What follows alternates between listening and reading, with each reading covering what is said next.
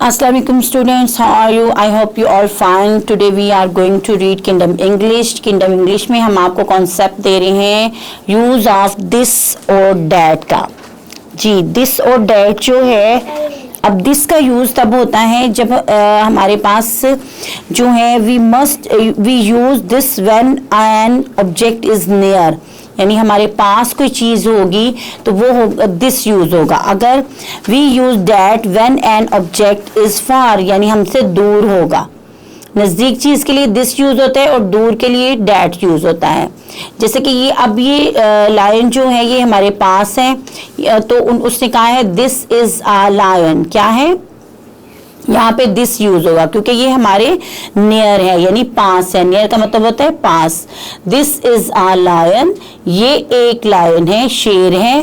That, ये देखिए फूल दूर है हमसे, तो हमने इसके लिए क्या यूज किया? That. That is a flower, वो एक फ्लावर है, वो एक फूल है। ठीक है, अब ये देखिए डॉल जो है वो मेरे पास पड़ी हुई है, तो मैं पढ़ रही हूँ दिस इज अ डॉल, ये एक गुड़िया है। और बॉल जो है वो मेरे दूर है, तो मैंने इसका क्या डैट यूज करना है। डैट इज अ बॉल, वो एक गेंद है। दिस इज एन ओल, ये एक ओल है, यानी उल्लू इसको बोलते हैं। यहाँ पे देखिए वावल का यूज हुआ है तो उन्होंने एन लगा दिया। आपने सेंटेंस में, मैंने आपको कहा था वर्ड्स और सेंटेंस में आपने याद रखना है कि जहाँ पे वावल का यूज होगा, वावल लेटर, वहां पे एन आएगा। जहाँ पे कॉन्सोनेंट लेटर यूज होगा वहां पे ए आएगा। उसके बाद ये देखिए डैट इज एन एलिफेंट, वो एलिफेंट दूर था तो उन्होंने कहा डैट इज एन एलिफेंट, वो एक हाथी है। दिस इज अ ज़ीब्रा, ये ज़ीब्रा है, ये एक ज़ीब्रा है।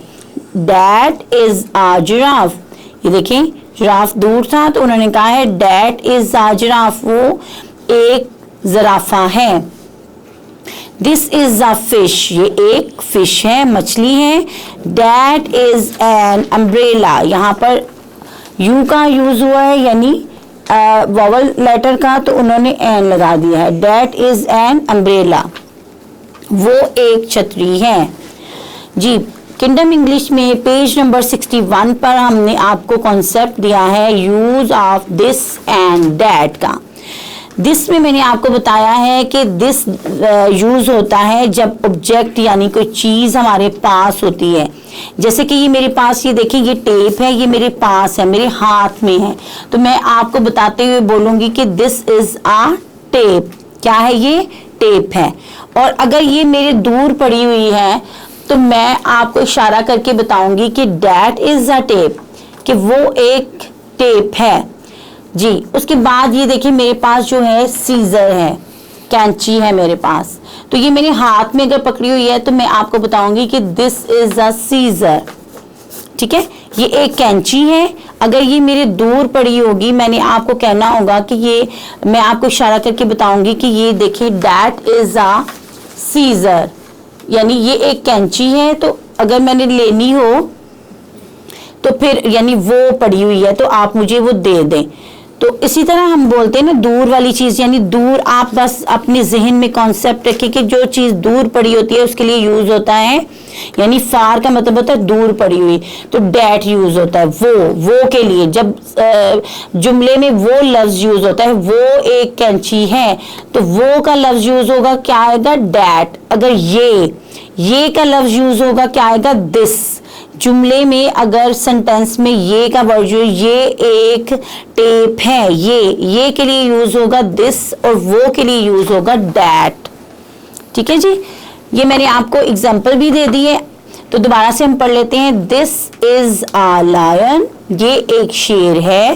डैट इज अ फ्लावर, वो एक फूल है। दिस इज अ डॉल, ये एक गुड़िया है।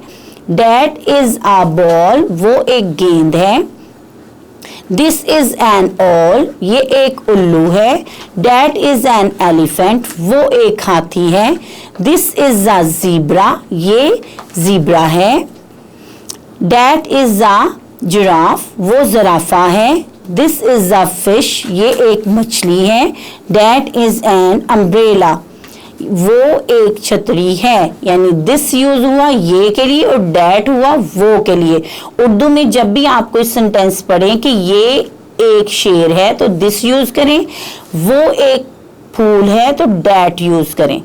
जी स्टूडेंट्स, उम्मीद करती हूँ कि आपको दिस और डैट के यूज का कॉन्सेप्ट क्लियर हो गया होगा पेज नंबर 61 पर। अल्लाह हाफिज। वीडियो पसंद आई तो लाइक करें, अपनी राय कमेंट करें। ऐसे ही मजीद वीडियोस के लिए हमारा चैनल सब्सक्राइब करें और बेल का आइकन दबाएं ताकि आपको हर वीडियो का नोटिफिकेशन मिलता रहे।